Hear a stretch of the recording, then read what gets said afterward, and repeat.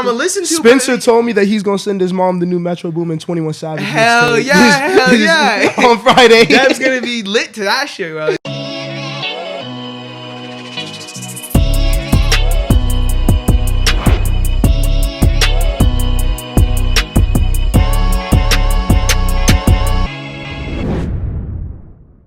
What up, y'all? Welcome back to another episode of the StereoVision podcast. New mics, upgrade. You know, we're going to start this episode off the same way we do every week, talking about new music, new releases this weekend. Spencer, what was your favorite? It was for sure the Spillage Village album. It was an album I was really looking forward to. You know, I've really been rocking with Earth Gang for a couple years, and obviously Jid since the jump. He's been doing this shit, and they really delivered, as well as the rest of the collective. I didn't know Black was in it. I honestly didn't really either until like right before the project dropped. He should have been more a part of the project. Yeah, I mean, my favorite song off it was his best cut, I think, with Lucky Day, Cupid. That was your favorite song? That was my favorite song off it. The way he comes in on that's absolutely ridiculous. It's really good. It's smooth as fuck. I love that. It's not my favorite song though, but it's really, the whole album's really good, and I think that speaks to a good album. And I think it was layered too. My favorite part about it is like they really touch on like spirituality as well as like the situation going on outside in the world. I'm listening to like a song like End of Days, and while it has this kind of maybe negative undertone, the way that you think about like if you're 20 something years old right now and you're dealing with school and all that other stuff going on with COVID, being inside all the time, not being able to see your friends, you're contemplating a lot and thinking a lot about life. And an album that put it so well into words was really refreshing for me. 100%. No, throughout the whole thing, you know, it's very relevant, talking about the times, but also like you were talking on the little bit of spirituality. That's just kind of like the mysticism and the mystery that I think Earth Gang brings. Yeah. And I think that aspect brought the best out of JID, you know what I'm saying? Because I think that's kind of the lane that he needs to continue to excel in, you know, and that's why I think it's such a natural pairing. And just, I don't know, it created for one of the most cohesive albums of the year, and an album I'll first listen to, I'm like, okay, this for sure top 15, but I'm like, this could also be a top 5 project of the year. You know, as I continue to hear this album, continue to listen to this album, this could be something that really grows into, you know, my favorite release of the year. Like, it has that kind of potential for me. And something that people really might need to take notice of is the fact that this is the first Dreamville project in a while that hasn't featured J. Cole at all. I think it might actually be the first one ever, and he has no credits on this, no executive producer, no features. I expected to see a verse. I expected to see a verse on this. I love it, and I think it's almost like a subtle flex, right? Because that's his label, and he said, I grew this from the ground, and I made it so quality that I have people, I'm going to touch anything. I can let them do their own thing, you know, and it's going to succeed. It's going to be incredible. Yeah, and they didn't need him.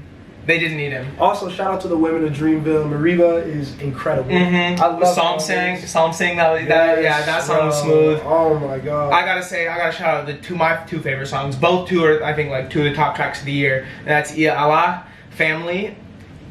That's the one. I can't say it too. Mecca's fire too. Mecca is so fire too, but Family just hits in a different way. You know, it's so wholesome. Yeah. But at the same time, I don't know, it's cool as fuck, you know? It's smooth and it's cool as fuck, and I think Jid's at his best throughout the whole album on the first verse of you know? And I love the R&B feel of this because it's just been a great time for R&B recently. We've seen this blast, Bryson Tiller tape is about to come out. We gotta touch on the fact that he released singles that everyone has been waiting for a long time. Rambo with The Weeknd obviously was a hit, but Self-Righteous. That is one of my favorite songs that I've heard this year. It's obviously, I don't think it's new. I think everything that dropped on this has been out. It's from the Trap Soul era. Yeah. So I think that's why he put it in like that deluxe package. But I like it because you know, are obviously like a Taylor fanboy. You know, you've been, but like me, like I love Trap Soul, love True to Self, but like it's not, you know, I was never obsessed. So like I had never heard the version of Rambo with The Weeknd. You know what I mean? So when that came out, I was like, oh, this is shit. Like I've never heard this. You know, I was wondering if it was something new. I don't know, because it's such an interesting strategy to kind of roll out an album by putting out a deluxe for a, you know, 5-year-old classic. Yeah. And I wanted to touch on that because I think this is very similar to how like when Beyonce first dropped her album with no promo, her self-titled project, you know, where I don't know if a lot of artists should see this and take note of it. You know what I mean? Because it's really hard to follow up not releasing music at all for 5 years with a deluxe album on your last project. That's not normal. Not a lot of people can do that, you know? So I think that Tiller's setting the precedent doing it first, but it's an interesting strategy for sure. It's a really interesting strategy. I don't know if I love it. We were talking about that a little bit earlier, but I think he is pulling it off well. Yeah, I would have liked to see some more singles from him, just because I like new music from Bryson Tiller. But I mean, we're getting the album. Yeah. And shit, we could have been on Zoom with him tonight. Yeah. I know, I sent you that shit. For anyone at home that didn't see that, he was offering a little Zoom meetup or whatever tonight at 7 p.m. Maybe playing the album early for some people. I love that too. Like Amine did that with his album. Like the day after it released, he did like a live concert on Instagram Live. Yeah, that's a really cool way the artists are finding a way to like interact with their fans and do like a live sort of performance when they can't really be physically in front of people. It's really creative. So speaking of like R&B that's come out in the last month, we were talking before and we realized neither of us have talked about one of our favorite projects of the year, which is the new Blast album, No Love Lost, or EP if you want to call it, just a little 7-track hitter. Top 5. I got top 10. But talk to me about what makes him different. Like, what do you think makes Blast different, and why is this album so good? So obviously, the first thing that comes across me when I'm listening to Blast, and when I listen to a lot of R&B artists, I want to hear realness. Like, I want to hear raw emotion, because I think it's really. I don't want to say it's easy to make a good R&B track, but the formula's there and it's been done a lot of times before. So when I can hear raw emotion in a song like No Love Lost, in a song like Searching or even Hurt, like that stands out to me. And then he's spitting too. So he's so versatile, and the beat selection was also incredible. Every beat on this is not a single miss. I don't know. He's just the most fascinating artist right now. You know what I'm saying? Because it was all gold. You know, there wasn't a single miss. What's your favorite song? What's your favorite song? Hurt is definitely my favorite song. That's the closer. I just think the flow that he catches on that is absolutely immaculate. And it's a really good way to wrap up the album, because I think the title's very fitting, No Love Lost, because it seems like he's really taking like a reflective stance on things, you know? Like on the things that's happened, the thing that's got him to this point, and it's triumphant almost to me. I really like that. Yeah, I fuck with Hurt. Hurts, well, I mean, I fuck with the whole thing, you know? But I definitely got the title track. Is funny, you have the outro, or No Love Lost, the intro. It's just smooth as fuck. You know what I mean? The whole song is just I'm on 10. And then Gang Slide too. I gotta mention Gang Slide, because I don't know which one I pick, because that song's crazy too. Searching also, shout out to that. And see, we got different cuts off literally a 7-song EP. And that's what makes it special, you know what I mean? Because you could really pick any song off that and say it's your favorite, and nobody's gonna bat an eye. And you know, because they're all at the same level. He also got another rumor project to be coming up with your boy too, Bino.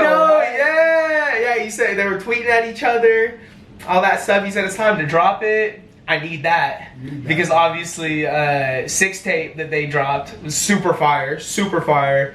And I think it's a natural pairing, you know, like that was one of my favorite songs off the new Bino album as well.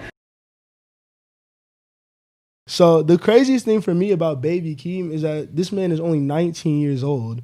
And the fact that he's so precise with everything that he's dropping and how he's handling all of his business. Because I think even the fact that this cover art was the exact same as the Orange Soda cover art, but gray. And they invented it. There's something to that. Oh no, sorry, the French freestyle. Yeah. No, it's so calculated. It's so calculated, and he moves with such confidence. And he has since the beginning of his career. Yeah. You know, he's never been one. Can you name a song that Baby Keem's featured on? I actually can't. There isn't one. He hasn't done features? No, he's never featured on a song that's been putting out, because he's so careful. And like, I think that just is really a sign of someone that knows that they're gonna blow from the jump. You know what I mean? It's never a question of if, it's more when. And I gotta ask you, that though, perspective, you know, with that, because I think you know more about this than I might with the PG Lang stuff. Yeah. And what he's doing with K Dot, because I think that really plays into the more if-when thing, because that's kind of setting him up. It does. When you have connections to the best rapper, maybe of all time, definitely of our generation, you know, you got to know that you're going to make it. Yeah. And I think definitely, you know, you're speaking on his age. He had production credits on the Black Panther album when he was 17. You know, that compilation. And just to have something like that so early in your life, of course you're going to, you know, be able to move with the confidence, because you've already achieved things that people wish they could achieve 10 years into their career. You know what I mean? You know, and so from then, as soon as the solo music started coming out, it's just been so precise. And that's why I've loved him from the jump, and he's been such like a favorite artist of mine. It's because you're not going to get anything, A, you've seen before, and B, that's not, you know, the best that he can do ever, you know? This should let you know Spencer's 2 for 2 on this episode. Put me on the Blast episode. Put me on the Blast album and put me on the Baby Keem. Let me hear stuff. it. Let me hear it. I never hear it from this man. So I'm gonna give you your propers. I'm gonna Thank give you. you your propers on that for sure. Because I also want to say, just real quick to end on the Baby Keem stuff, he's kind of on a Steve Lacy path. If you know about him at all. I don't really know about Steve coming up. Steve was really young when he got the ego death stuff done with the internet. And he got nominated for a Grammy that year when he was in math class. And then he worked with Kendrick and was producing Pride. And I think he's 21, 22, I want to say. Wow, I didn't know Super he young. was so young. So, and he's another do-it-yourself, but still really precise type of guy, like keeping things in-house. And that just speaks a lot to the way that music is moving, you know? I think they're a similar kind of artist. Obviously not at all in style, but in, you know, the way that they release music and the care that they take. Yeah. And just the amount that they care. You know, at the end of the day, like, they're special artists. You know what I mean? And that's, I think, a lot of what you can put, you know, the generation defining artist on is someone that moves with that confidence and has that kind of vision and is willing to play the long game and like never sell out. And that's something that Steve never did, and I know Baby Keem will never ever sell out. I don't think the man will ever sign a record contract, you know? Never. And someone who definitely made their mark in this industry for a long time is Alicia Keys. She just dropped a project that we got to talk about a little bit. Just, you know, I feel like Alicia's someone who you could always look forward to. You could always just say, I'm going to pop this in. It's going to be a little classic. Yeah. Going to remind me of my mom a little bit. Okay. Something like that. Yeah, I got a little story about the first listen to the album because I was liking it. And it was making me happy. It was feeling wholesome. And I was thinking about my mom. You know, I was listening to Me Times 7. And I love that song. It's such a lighthearted, fun song. You know, I'm doing some homework. I'm not really fully listening to the song, you know? And I just hear, like, I love you too much or whatever that she says. And I'm like, oh, that's sweet. I'm like, I send this to my mom, you know, whatever. And then I get the text back, you know, a couple hours later. And she's like, appreciate you thinking about me. But she's like, what exactly are you trying to say? And I was like, what do you mean? I thought it was, and then I re-listened to the song and I realized it's about like that toxic relationship. And I'm like, Mom, I was really just trying to let you know I was thinking about you. It wasn't like that at all, but you gotta play it safe with this song. Yeah, I know. I can't be dropping songs to my mom like that. No, but anyway, it was a cool album. Like it was just you thought it's not something I'm gonna listen to. Spencer told me that he's gonna send his mom the new Metro Boomin 21 Savage. Hell yeah. On Friday. Deb's gonna be lit to that shit, bro. Deb's gonna be feeling that. If she's not listening to that 9 p.m. Thursday night, oh, I'm gonna have to FaceTime her. I'm excited for that one. We gotta talk about that cover art real quick because oh my god! Shout out to every throwback mixtape, album, early 2000s rap music. If you say it's whack, you don't listen to music. I'm blanking on the legends that made that cover. Oh, I'm blanking. I was talking to Matt about it, but they came out of retirement to make that cover for 21 and Metro. But it's definitely reminiscent of the mixtape era, and it definitely has me more excited than I already was for Savage Mode 2, which I did not think was possible. I'm just really hoping for strictly Atlanta music. I think that's probably what you're going to get. All signs point towards a lot of Future, a lot of Thug, Baby, Gunna, YSL vibes. Sound-wise or features? Are these features you want? I want features and sound. That's what I mean. I want those as features, and I want the sound to be very heavily Atlanta Future wasn't on the OG one, was he? Yes, he was. The biggest. What's the biggest song? Oh, X, bro. Yeah. He was on X, bro. Was that on? That wasn't on Savage Mode. Yes, it was, bro. No, that so was. How much money you want to put on that? None, because you probably know. But I thought that was on the Solo 21 tape. No, man. Stunting on my ex, bitch. Yeah, all right, that's crazy. Shit. You're right. Just so y'all could be. You're right. Y'all could see that. You're right. Yeah. Okay, whatever. No, I'm so excited for the project. Anyway. So I think that's all we gotta touch on with anything new that I'm excited for. But we gotta talk about some negative news right quick. Or you got something else? I could bring the mood down later. I just wanted to say Conway's dropping this week. Okay. And I'm excited for that. Griselda just. Do y'all run out of things to rap about is my question. Do y'all get tired or do you live in the studio? They definitely live in the studio, but I think Conway is kind of like separating himself from me. Okay. You know what I mean? He's kind of becoming my favorite member. Over West Side Gun? Yeah, it's close because, you know, I've been on the boo, boo, boo, boo. I fucking love West Side Gun, but I don't know. What Conway did with Lulu and The Alchemist was fire. That was incredible. And he's been killing features everywhere, you know? So I'm really excited for the Conway project. It's gonna be great, bro. Yeah, it's gonna be great. Now you can go. Yeah. I gotta rant a little bit about. So first of all, this 5'1" Canadian rapper dropped an album. Tory Lanez. What is it called? Daystar. Something. I didn't listen to it. I don't know. So what blew my mind first that we got to touch on is the fact that this man went number one. Number one. With Daystar? Yes, bro. Did he actually? Yes. I As didn't see people that. were telling people not to listen to it, he went number one. Yeah.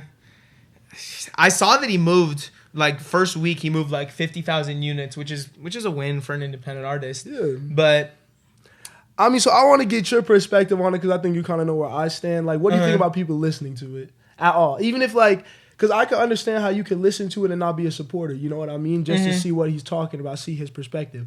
You go. for me, it goes back to stuff that we talked about on the Zoom podcast when we were still doing that, because I'm not going to listen to it, but I'm not going to destroy someone for listening to it. You know, and I might say, like, well, why are you playing this? Like, what are you doing? Like, how are you going to play this little bitch? You know, some shit like that, but I'm not going to be real serious, like turn it off, because I know that I listen to Kodak Black. You know, it goes back to that. And Tory shot a woman, but Kodak Black stole a person. So, you know, who am I to condemn you for listening to Tory Lanez when I'm out here listening to all that shit? Testimony on the daily. You know, that's a fair statement. That's very fair. It's just for me. It's just I like Tory, right? Mm-hmm. Like I messed with Tory's music beforehand, and just seeing something like this that was just so blatantly wrong. You know what I mean? Like that's what really got to me. Like it was a situation where you're arguing with another person, and you're gonna pull out like a firearm. Like really? And obviously, like if he didn't do it, then that's a whole nother story. But until I could get some real viable evidence that this man did not do that, I can't get this man my streams. So I think another thing that really like adds a layer to me for the Tory Lanez situation is I feel like his authenticity was always in question for me, where I could never quite tell. You know, I'm like, I wanted to believe him, I wanted to buy him, but he never gave me a reason not to. He never gave me a reason not to believe that he was truly being himself on the track and being authentic. And so I gave him the benefit of the doubt, and I liked his music. You know, but it was always in the back of my head, like, is he really about it? Is he really about it? And now we know that he's not. Now we know that he's a bitch. You know what I mean? So like, that's not music that I want to hear. You know? I know. But also, no, I won't even say that. We can't talk about it, but we gotta just let you, like, both sides. Like, if you're hating on people for listening to it and telling them they're bad people, that's probably not worth it. You know what I mean? But if you don't want to listen to it, you're completely justified. I agree with you. I agree with you too. I don't think you should be listening to it. And I will say something if someone's playing it. Yeah, I'll say that's the type of thing. Like, I've caught myself doing that since the situation happened. Like, if I hear Tory Lanez in the room, I'll be like, well, can we do this? Yeah. Can we do it? I don't know. It goes back to the can you separate art and artist thing, and we get more and more in question every day. Yeah, because people get caught up very easily, very easily recently.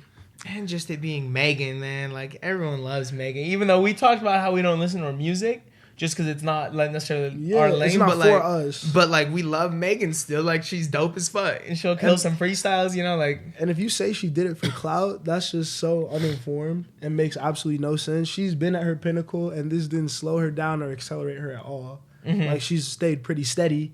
So I don't really get that point of view. But we know the situation, you know. Yeah. I feel like it's really up to people, like what they want to go about it with. Yeah. Totally. I don't know. What else have you been listening to this week? Shoot. I mean, I've been on some old stuff. Like what? I was just listening to like Between the Sheets by the Isley Brothers the other day. I've never even heard that record. Okay, so you're going to listen to this and I want you to say that. I want you to talk about it next pod. Okay. Are you serious? I've never heard that record. Your mind's going to be blown. That's a classic, bro. Yeah? Like a what genre? Sample. It's a sample. Okay. You're gonna be disappointed that you said that on camera.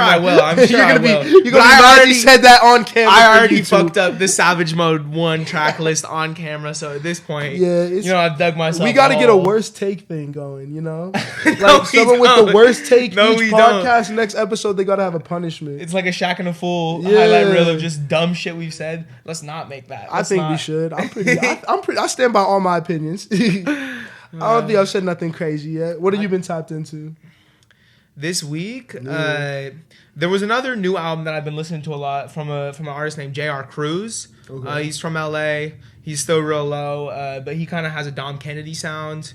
But I guess I could have just listened to the new Dom Kennedy album. Speaking of, Yeah. Smino. Smino's dropping, bro. Oh yeah, he came out and said October, right? Yeah. That's gonna be album of the year. That's probably gonna be the album of the year. You've been saying that. I didn't know you was claiming album of the year already for that. Well, just when I heard she already decided. Yeah. Because that was a huge... Because I've liked Smino, and I've always... I've been listening to him for a little bit, but that was just so far gone from anything that I've heard from him. You know what I'm saying? And as a complete project, I was so blown away by She Already Decided that I really believe that the studio album is probably going to be the album of the year. 2020 is for sure my SME year. That's why I became a huge fan this year. Mm-hmm. I've been tapped into everything from Black Swan on. Mm-hmm. Wow, bro. I think She Already Decided is probably my favorite mixtape for sure that I think has come out this year. Mm-hmm. And I think it's gonna be up there for album of the year.